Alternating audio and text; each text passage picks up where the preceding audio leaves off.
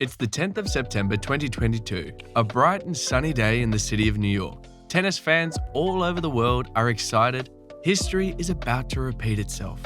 All attention is on the Arthur Ashe Stadium, where Iga would further prove herself a worthy champion in the female tennis world. In the world of tennis, the youngster seems to have defeated almost everyone, broken records, and cracked the code to be the best.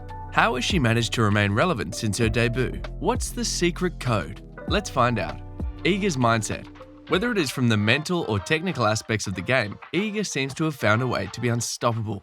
When she encounters difficulty in the court, she finds a solution and prevails. She overcomes the tremendous pressure she is under.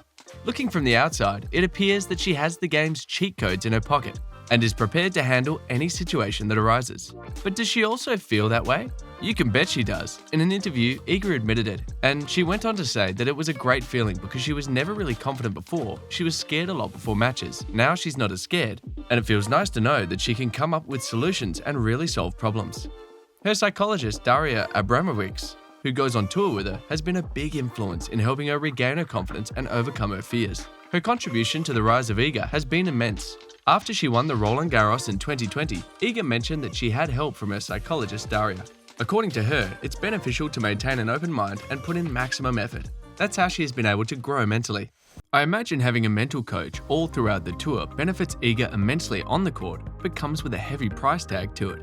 Because of Iga's resources, she is able to afford it, but I imagine players with fewer resources may not be able to afford a mental coach like that. Thankfully, we have a solution for that. Our sponsor, Peak Tennis.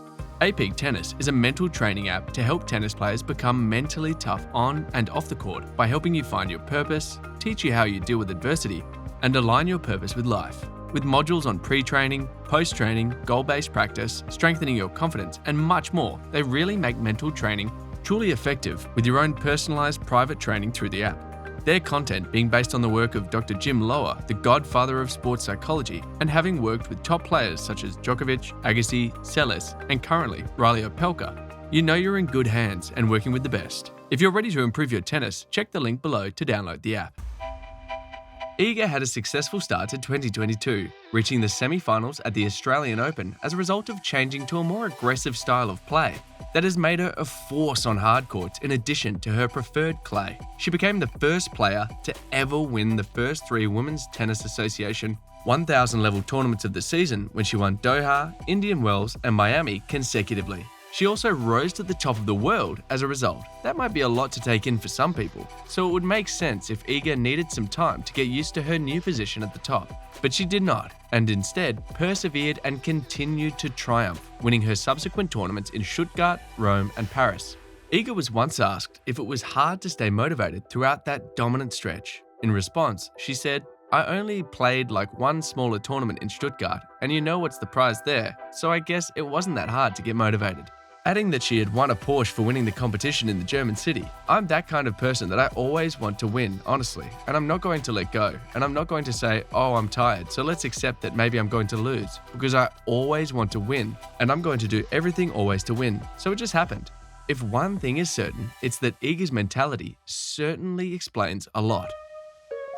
Iga did not spend her teenage years believing she was capable of achieving everything she had been able to over the past few years, despite the fact that she won her first Grand Slam at the age of 19. After defeating Gauff in Paris, she emphasized how distinct her journey has been from that of the American teenager and remarked on how far along in development Gauff's career was in comparison to her own when she was that age. Iga had this to say about the French Open finalist. "I feel like she's doing everything quicker than most players, and I'm pretty sure that she's going to get here someday and win a Grand Slam because I feel like she was raised to do that. I'm hoping she'll keep doing it." Iga's comments make us wonder if she was raised to do that too. Well, according to her, she doesn't think so because her journey from the beginning was what her dad thought was best, and he made really good choices and really bad choices sometimes. However, it wasn't like she had multiple people telling her how to deal with everything and what to do. Iga had to choose her own path for sure, and she got really lucky that her dad made some good decisions. She also had good coaches at the beginning, which was good for her because she didn't have any particular system that could have helped her.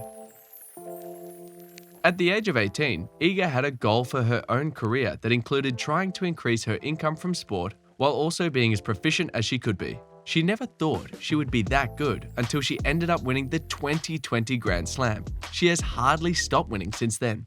Hints that Iga would go on a run like this were definitely there over the last few years. With so many different Grand Slam winners over the past 5 years, her reign is something we haven't seen in a while.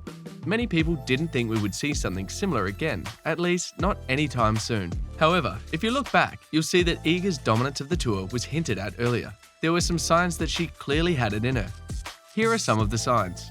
Her secret weapon that works so well against her opponents was her ability to hit the ball with purpose, and we can tell from her serve and return of serve. Even Coco Gauff confirmed this after their French Open final. Hitting winners, she's always hitting winners. Coco Gauff responded when asked what Iga does well. How good is her serve? Although not quite a weapon of itself, Iga's serve is solid. While it is not an express delivery, this is primarily because of the height she gains from the bounce. She comes at 5 feet 9 inches tall, the same height as Serena Williams, Amelie Mauresmo, and Steffi Graf, a good height for a top female athlete. She has been able to dominate opponents during her winning streak thanks to her height. It is the thought process, focusing on patterns rather than outright pace, that is impressive. For instance, Iga would kick the ball high to the backhand of the opposition on the ad court during the clay season. This frequently prompts a brief response, allowing her to hit a winning forehand down the line. This is by design and entails excellent footwork. In addition, she likes to hit the kicker on the deuce court and is skilled at the serve slice to the forehand. She hit an ace to Coco Gauff's forehand wing that kicked above Gauff's shoulders in the French Open final. In women's tennis, this is unusual. Iga tosses the ball well, typically above her head or very slightly to the left. Although her serve appears a little awkward, it does the job well. However, the slightly unnatural motion might be the reason why she doesn't serve at an express pace. Iga's numbers will improve over the next few years. The kicker currently keeps her opponents at bay. Perhaps she will have to consider using a flatter serve more frequently to keep opponents guessing when they return that better. Another weapon at her disposal is her return of serve. She displayed her aggressive return of service throughout the 2022 French Open. In the vein of athletes like Maria Sharapova, Venus, and Serena Williams, Iga enjoys taking the ball early and returning it as forcefully as she can. She was comfortable placing it cross-court and down the line for winners in the final against Gauff. It was impressive, and we anticipate it will be a weapon throughout her career.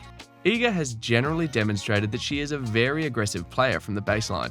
Aside from her serve and return of serve, another great strength that she possesses is her forehand. She effectively used her forehand to dominate her opponents during matches. This seems likely to last throughout this season and beyond. However, we must keep in mind that Iga is still a very young player, and at first there were debates regarding the forehand. But this year, the shot has improved significantly, and both the technique and the strategy are impressive.